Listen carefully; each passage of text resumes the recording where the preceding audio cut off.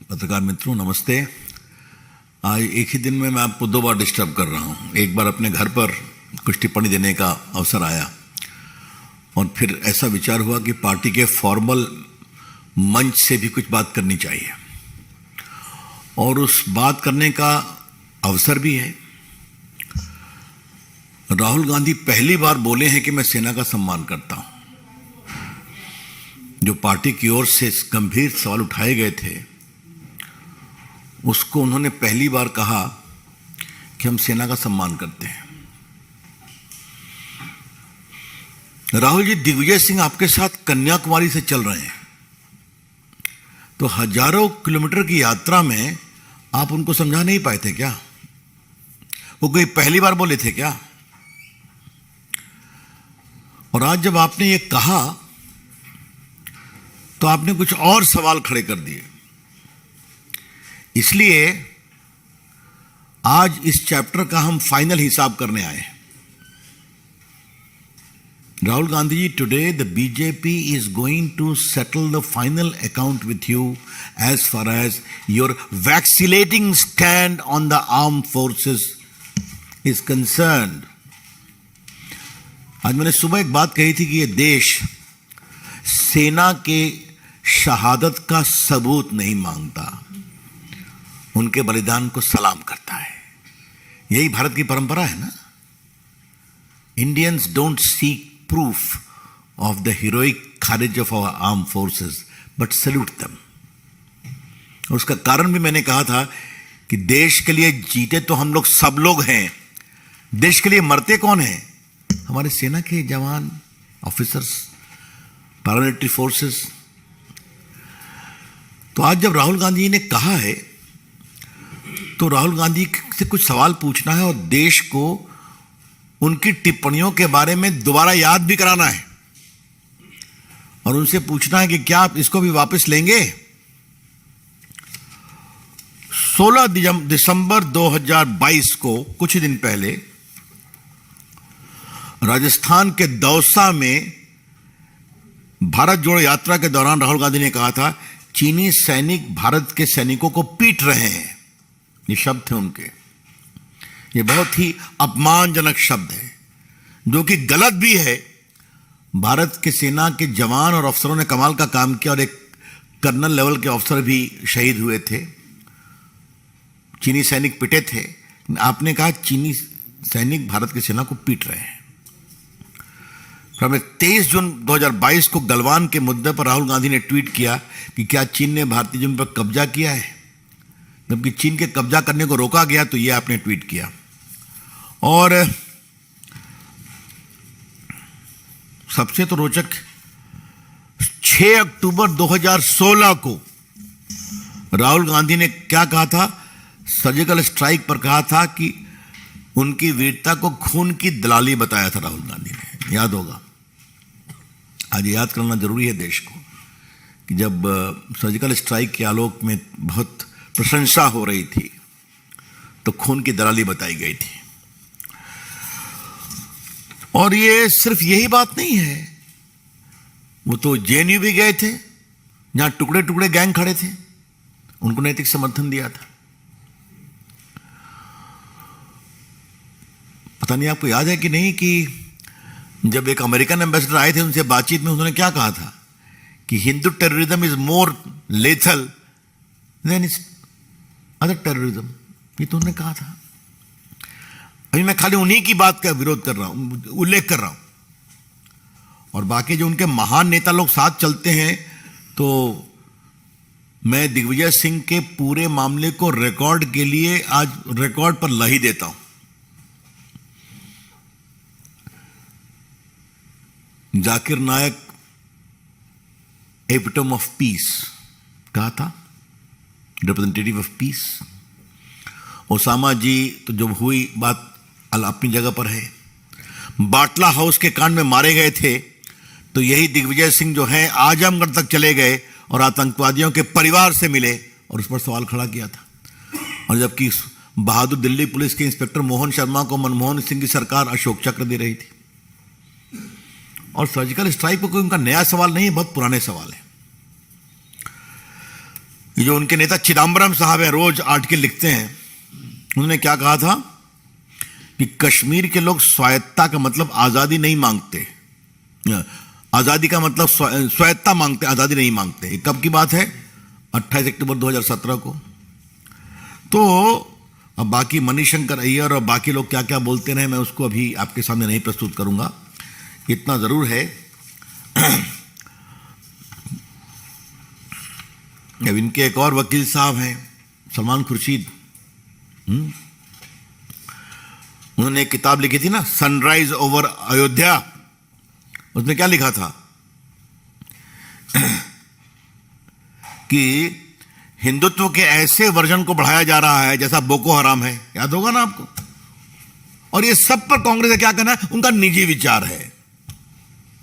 बाकी सेना के बड़े बड़े जनरल्स का अपमान किया गया, आप सभी जानते हैं। तो ये निजी विचार की सीमा क्या होगी? राहुल गांधी, सवाल आपके नेताओं के निजी विचार का नहीं है, सवाल है आज के कांग्रेस के नेताओं की ट्रेनिंग क्या है। सवाल है आज के नेताओं का सेना के प्रति सम्मान का स्तर क्या है, यह सवाल है। आज आतंकवाद एक बड़ी चुनौती है। आज सेना के हमारे जवान हिम्मत से, क्या पाकिस्तान का बॉर्डर हो या बाकी हो या चीन की सीमाएं हो, खड़े हैं देश की सुरक्षा के लिए। तो क्या हम सम्मान के शब्द नहीं बोल सकते? यह बहुत ही गंभीर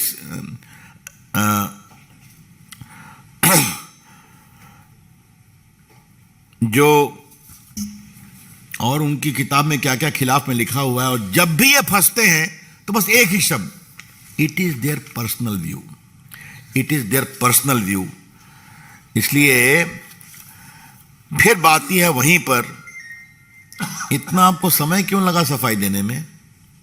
Rahul Gandhi ji, why took so many years for you to publicly state that you respect your institution of arm forces? तो आप ये भी कह देते कि जो हमने पहले बोला है वो उसके लिए आई एम सॉरी, वो गलत था। तो इसलिए मैंने आज आपके डेट वाइज जो आपने बोला है उसको हमने याद दिलाया। इसलिए राहुल जी, आपकी सफाई कुछ जम नहीं रही है। आज मुझे बताएगा वो प्रेस करेंगे, तो आज मैंने उनकी प्रेस को बड़ी ईमानदारी से सुना। तो जितना मैंने उनके प्रेस को सुना उतने ही मेरे में सवाल उठने लगे। फिर लगा कि नहीं, इस विषय पर एक बार पार्टी के राष्ट्रीय मंच से अपनी बात कहनी चाहिए। मित्रों, हमारा बहुत साफ साफ कहना है, कांग्रेस पार्टी आतंकवाद के ऊपर अपने रुख को स्पष्ट करे। कांग्रेस पार्टी देश की सुरक्षा के नाम पर अपने रुख को स्पष्ट करे। आज सेना के बड़े बड़े अफसर, जिसमें बहुत लोग उनके कुछ स्पेशल सेल्स के हेड भी रहे हैं, वो भी सवाल खड़े कर रहे हैं ना कि हमें सेना के इंस्टीट्यूशनल रेस्पेक्ट को कॉम्प्रोमाइज नहीं करना चाहिए। बिल्कुल सही बोलते हैं वो कि भारत की सेना भारत का एक बहुत बड़ा एसेट है और हमें भारत की सेना की परंपरा, उसकी वीरता, उसके बलिदान पर बहुत गर्व है और हमें राजनीति से ऊपर उठकर उसको रखना चाहिए।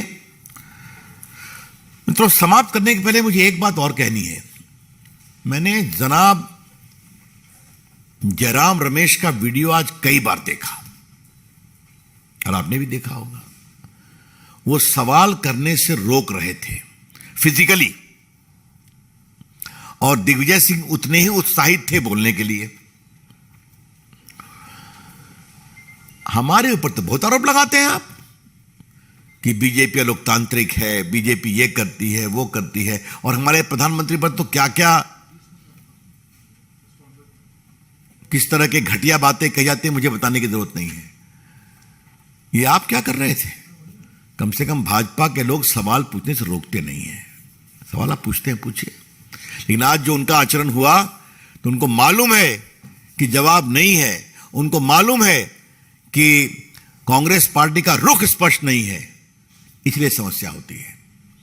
इसलिए फिर वहीं से कहूंगा जहां से शुरू किया, राहुल गांधी जी हजारों किलोमीटर चलने के बाद भी आप दिग्विजय सिंह को सेना का सम्मान करने के बारे में क्यों नहीं सिखा सके, वो भी कश्मीर के अंदर? इससे बड़े शर्म की बात हो नहीं सकती। That's all from my side friends, open two questions. चोरी चोरी चुपके चुपके बयान दिए जा रहे हैं। हाँ चोरी चोरी चुपके चुपके बयान। हाँ, ठीक कहा संजय जी ने कि चोरी चोरी चुपके चुपके बयान चलते हैं, ट्वीट चलते हैं, हाँ? फ्री फॉर ऑल चलता है। कश्मीर एक बहुत ही संवेदनशील प्रदेश रहा है और आज प्रधानमंत्री नरेंद्र मोदी की अगुवाई में जो विकास के काम किए गए और धारा 370 के बाद कश्मीर पूरा भारत की मुख्य धारा में शामिल हो रहे हैं वहां के लोग। राहुल गांधी, आप जो सवाल कर रहे हैं तो मेरा जवाब आपको यह है, आज कश्मीर में स्टार्टअप आ रहा है कि नहीं? आज कश्मीर में एम्स बन रहा है कि नहीं? आज कश्मीर के बच्चे आईएएस आईपीएस बन रहे हैं कि नहीं? आज कश्मीर में के बच्चे क्रिकेट खेलने का नया अवसर मिल रहा है कि नहीं? ये क्या बात आप करते हैं? आज कश्मीर में टूरिस्ट जाने की संख्या 10 गुनी 20 गुनी बढ़ी है कि नहीं बढ़ी है? आप देखिए, रोज टीवी पे देखते हैं हम लोग। तो जो कश्मीर में पर्यटन, वहां के रोजगार का सबसे बड़ा मार्ग रहा है, उसमें कितनी बढ़ोतरी हुई है। तो मैंने पहले भी कहा है देवेंद्र बाबू, होमवर्क करना राहुल जी की फितरत नहीं है, तो आज भी लोगों ने नहीं बताया उनको। हां, लेकिन उपराज्यपाल को लेकर और जिस तरह की टिप्पणियां की जा रही हैं वो बहुत ही शर्मनाक, दे आर इर्रेस्पॉन्सिबल। बार बार प्रधानमंत्री, गृह मंत्री ने विशेष रूप से कहा है कि चुनाव होंगे वहां पर, तो की जाएंगे चुनाव। ये कौन से शब्दों का प्रयोग किया जा रहा है? इसको किस तरह से देखते हैं सर? राहुल गांधी का भी उसके बाद, अरे भाई, मैं उनके बात पर क्या जवाब दूं? दिग्विजय सिंह कोई साधारण व्यक्ति है क्या? 10 साल मुख्यमंत्री रहे हैं, महामंत्री हैं कांग्रेस पार्टी के, और जहां तक मुझे बताया गया है कि शायद यात्रा के संयोजक भी है ना? यात्रा में शुरू से हैं। तो इसका क्या मतलब है ये? इसलिए मुझे कांग्रेस पार्टी के अंदर की उठापटक से कोई मतलब नहीं है। हमें देश से मतलब है, देश की सुरक्षा से मतलब है, और सेना के सम्मान का मामला है यह विषय। किस तरह से डिस्टेंस बना सकती है, क्या उसको लेकर कुछ आप कहेंगे? हम राजनीति में डिस्टेंस की भाषा पर विश्वास नहीं करते। हम मानते हैं कि इन सबों का उत्तर देश देगा, और देश दे रहा है। कांग्रेस पार्टी साफ हो रही है, घट रही है। लेकिन आपने कहा तो मैं आपसे एक बात कहना चाहता हूं, और यह बात मैं सबों के लिए कहना चाहता हूं। आज नेताजी सुभाष चंद्र बोस की जयंती है। दिल्ली में इतनी बड़ी मूर्ति नेताजी सुभाष चंद्र बोस की लगी है, क्या कांग्रेस का कोई नेता वहां पर प्रणाम करने गया क्या? सेंट्रल हॉल की बात अपनी जगह पर है, मैं बात कर रहा हूं इस दुनिया की एक बहुत ही अभूतपूर्व इंडिया गेट पर लगी हुई मूर्ति की। तो सरदार पटेल की मूर्ति पर भी नहीं गए, और यहां सुभाष चंद्र बोस की भी मूर्ति पर नहीं ले गए।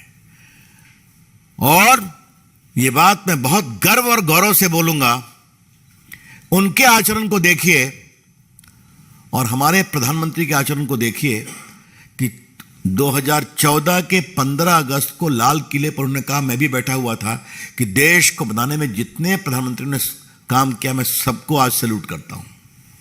और तीन मूर्ति भवन में जो प्रधानमंत्री म्यूजियम बना है, उसमें कांग्रेसी मित्रों, सिर्फ नेहरू जी नहीं, लाल बहादुर शास्त्री, इंदिरा गांधी, राजीव गांधी, मनमोहन सिंह, सबों को स्थान मिला है।